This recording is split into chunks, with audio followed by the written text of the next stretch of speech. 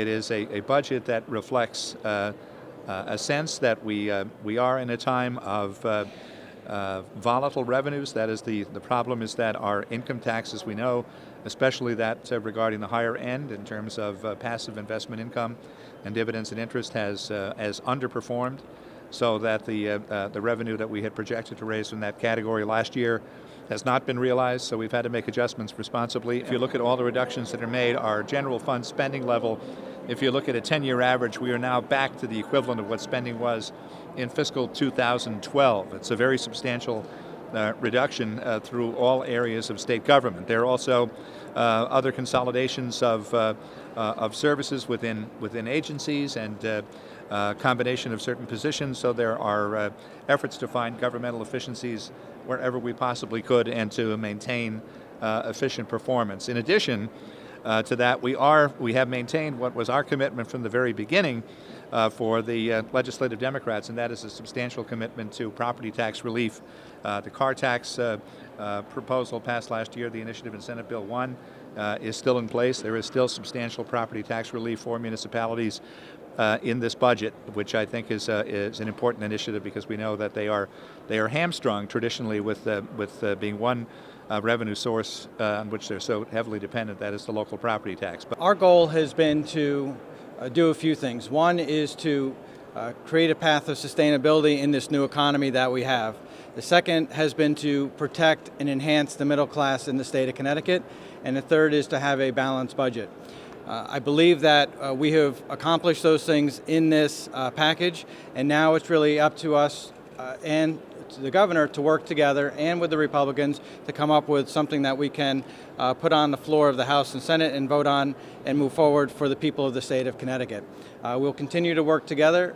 We'll continue to make sure that we sustain and grow the middle class, that we protect our state, and that we make those sustainable changes for the new economy. What distinguishes the Democrats' priorities in the budget that we've produced from the governors as well as from that package that was produced by the Republicans are significant. In the governor's package, as you may know or remember, the funding for hospitals was dramatically cut. We have done our best to protect hospitals throughout the state as part of our package, as being critical not only to our public health infrastructure but also our economy. There are no towns that are cut out of ECS. The governor proposed zeroing out several towns from receiving any ECS money next year. That is not the case in our package. And we've also rejected the governor's proposal that we block grant so much of the state budget, but instead we believe that there's more transparency to the state, to the taxpayers of the state, and also more responsibility on the legislature to maintain a line item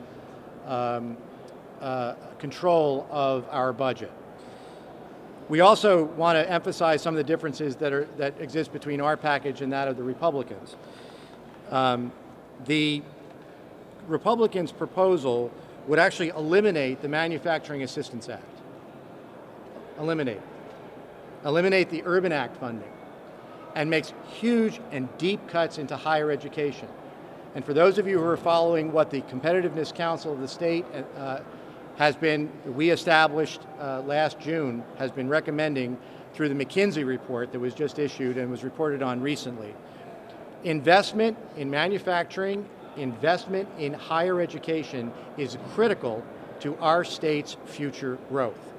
If this is structural change that the Republicans are talking about, it's structural change that's going in the wrong direction.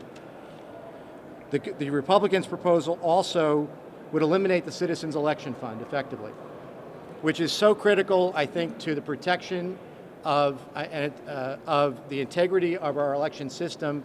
When this was a proposal that was out a couple of years ago, the Republicans were very angry and championing the Citizens Election Fund. They have proposed to eliminate that funding.